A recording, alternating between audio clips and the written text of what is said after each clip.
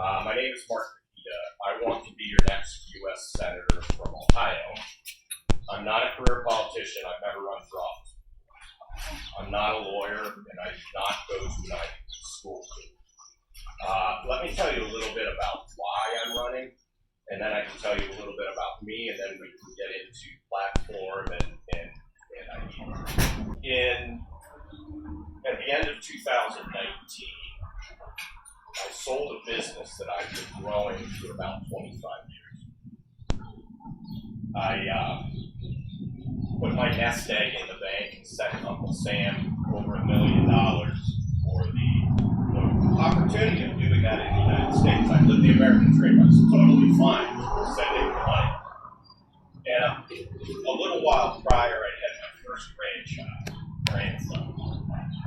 And I was sitting there thinking, I am afraid that my grandson will not have the same opportunity I did to start a business. I mean, I started business from scratch in what was then my unfinished basement. It's now still my basement, but it's finished. With $1,000 of my own capital, I grew it to almost $100 million in revenue, about 800 employees, and employed thousands of people over that 25 years because it was an IT staffing business, and the tenure of those people was fairly short with us because they get hired by our clients. And we gave them great benefits, and we gave them great retirement matching, and we ran, I believe we ran the business the right way. I sold at the end of 2019 to my two key partners, one a woman up in Detroit, another guy here in Columbus. So nobody lost their jobs. In fact, those two businesses are now prospering. And at that time, I'm thinking, I live the American dream, I'm worried about my grandson, and on TV is Rob Portman. And I thought to myself, that guy has done absolutely nothing. We sent him to Washington to do. The minute he got there, he caved in and rolled over. And he's got like a 40% rating lifetime with the John Birch Society in terms of rating. I mean, there may be Democrats that have a better record than him. And I was just angry, right? So I'm yelling at the TV, putting stuff out on social media that's borderline inappropriate, and I said to myself, you're used to taking on big challenges. Like when I started my business, everybody said, 9 out of 10 businesses failed the first 3 years. Like, no one said, oh man, that's great. It was all about what's the downside, and I just don't think that way. So I decided to run against Rob. I'm here to tell you tonight, I am the only person that registered with the FEC to run against Rob when he was an incumbent. Now he's quit, but because there's no way he would be reelected, but everybody else got in after that. So I just want you to think about that. So let me tell you a little bit about me. I was born in Scranton, Pennsylvania, which seems to be a theme these days in terms of my parents were both born into families where they were born that had outhouses. Both of my grandfathers were coal miners. I never met my grandfather as soon as they died of black lung. My parents didn't go to college, they went to work. I lived and grew up in a lower middle class family. Some of you are old enough to know what margarine is. We had margarine because butter was more expensive, right? We didn't go on vacations, we went to visit family, right? We just didn't have the disposable income. I graduated from Ohio State with no debt, but 0 assets. My net worth on graduation day was 0. I think I graduated on Thursday, it may have been Wednesday, Thursday, and went to work at IBM on Monday because I had to, right? I needed the income. I had been accepted at 2 Ivy League schools. I'm not going to lie to you, I'm a pretty smart guy. I got accepted at 2 Ivy League schools, Cornell and Penn, and Ohio State. I thought I was going to go there until I realized how expensive it was. So I did do a campus visit at Cornell. Went with my dad. At noon, I tapped him on the shoulder and said, let's get out of here. And he's like, why? And I'm like, because number one, we can't afford it. And number two, I can't stand these people. Okay. Now, I was 17. Okay. That's somewhat judgmental, but the things that they were, most of the people there that were talking about, I just thought was like, it was just another world, right? So I came to Ohio State. I graduated with an electrical engineering degree, and then I started my business in 1996. So I know how to start businesses. I know what shackles the government or impediments the government puts in one's way. I understand the regulations, I understand the taxes, I understand all that. I've been a political junkie for a long time. I understand the issues, I understand the data. I'm an empiricist, right? Numbers matter to me, facts matter to me, truth matters to me. What Laura was talking about, and Michelle, what you were talking about is absolutely true. We are being, I get up every day and I say to myself, what is someone going to try to pull over my eyes today? It's just ridiculous, right? We are living in an insane world, and our culture is falling apart. So let me just tell you a little bit about my platform. I'm a strict constitutional constructionist. I'm a conservative. I am a believer in what I call the new GOP and where we need to move the GOP. We need to move the GOP to be a populist economic nationalist party. We have to embrace the working person, and we need to fix the wage disparity, income disparity, and wealth disparity in this country, but not do it with wealth redistribution. We do it by bringing manufacturing back, and I contend that bringing that manufacturing back and showing that it could be done was part of Donald Trump's undoing, because Democrats realize that if those working class jobs come back and those people see how they've been screwed because of NAFTA, they're going to be angry and they will never vote for a Democrat again. They had to get rid of him. Okay, he was there. Kryptonite was bad or good? Bad. Yeah, he's their kryptonite. So let me tell you, I believe we need to do in Washington. We need to reduce the size of the federal government by somewhere between 50 and 75%, and it can be done. Okay.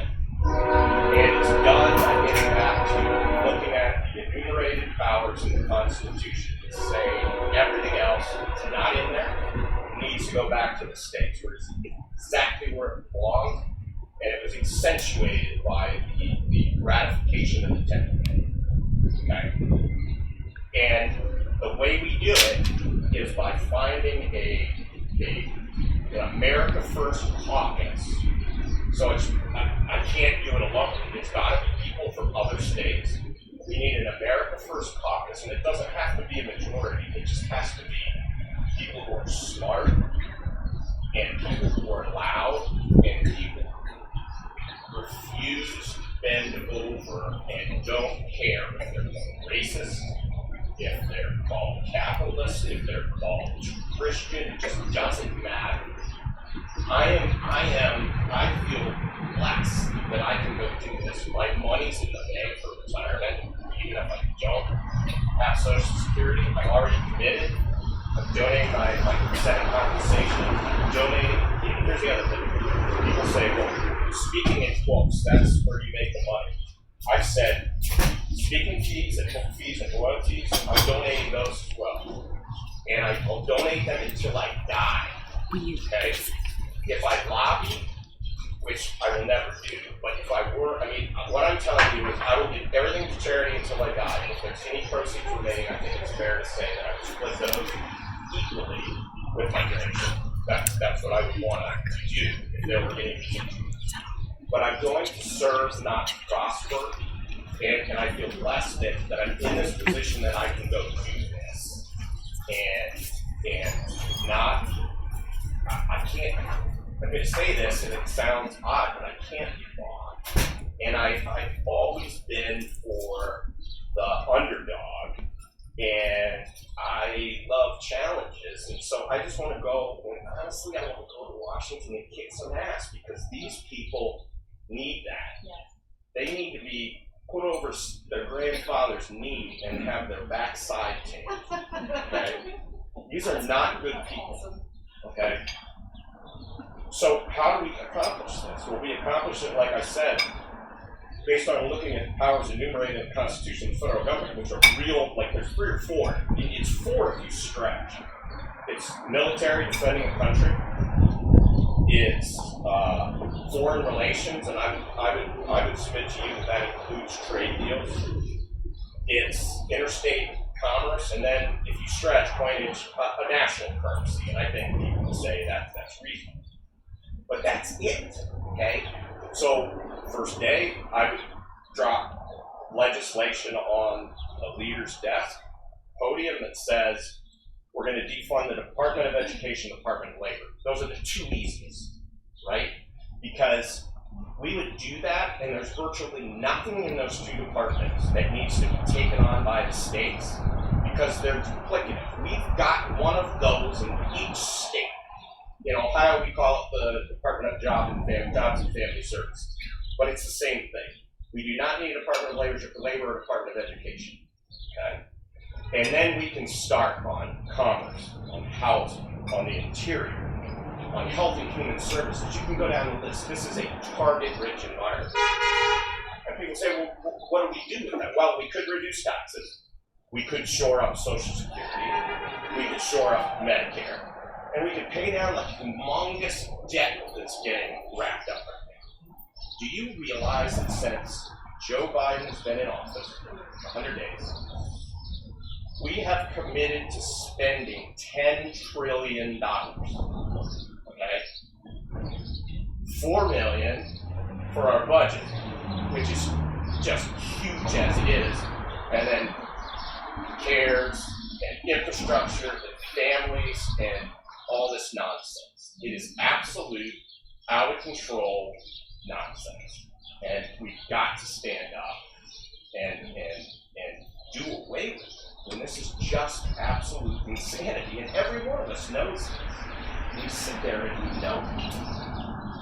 But, so, let me talk to you about one last thing, and then we can take questions. How much money do Ohioans and Ohio businesses send to the federal government in taxes? Does anybody know that number? It's somewhere between $140 billion and $145 billion every year. Do you know how much of that we get back? We get about $40 billion back. So you ask the question, why did we send it to Washington in the first place? We sent it to Washington in the first place so they can control us. That money comes back with strings attached, what I like to call big, fat, expensive strings. So if we get $10 billion for Medicaid, they say, you've got to cough up another $10 billion. Think about that. Progressive socialist Democrats in Washington are controlling now $50 billion of our budget. They are controlling us. This is why they wanted the federal government so big. And trust me, it's taken a century for this to happen. This started happening around the 1910 time. Income tax, 1913. It's been a long time coming, and we just need to stop it. Right? That number that I quoted you about coming back to Ohio, on average, Pew shows that 34% of every state budget is money that's collected at the state, sent to the federal government, and comes back. And it comes back with all kinds of strings attached, and they are controlling it. Ohioans should be really angry about that, because I don't think most people know, and they don't understand the matching numbers that come with it. It's a really bad deal. I mean, it's worse than everybody thinks. So those are some of my ideas. Platform. I mean, I can go through the platform, but if you go to my website, we got a zillion domain names because we were afraid people would hijack them. So Mark for Ohio, you can do Mark for the number 4 Ohio or markforohio.com. My platform is there. It's been there. Tomorrow or the next day, I'm literally going to start publishing legislation I can drop on the leader's desk the first day I'm